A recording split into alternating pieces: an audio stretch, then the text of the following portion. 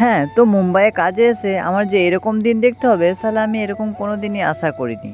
তো চলো হ্যাঁ, তোমাদেরকে ঘটনাটা একটু অন্যরকম করে বলি।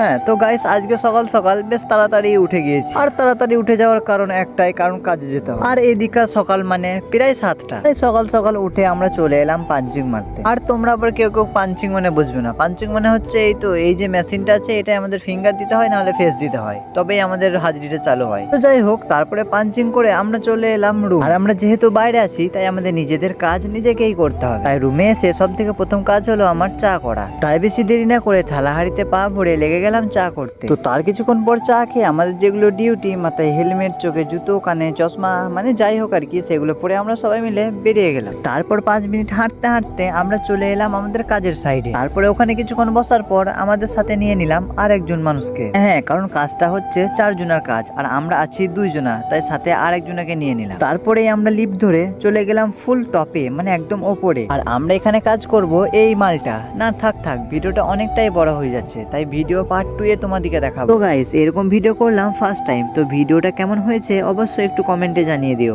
আর আমার কিরকম ভিডিও তোমাদের ভালো লাগে ওটা অবশ্যই কমেন্টে জানাবে। তোমাদের কমেন্ট দেখে আমি সেরকমই ভিডিও বানানোর চেষ্টা করব। ঠিক আছে, তো আজ এই পর্যন্তই, দেখা হচ্ছে নেক্সট ব্লগে। তো আজকের মতো টাটা।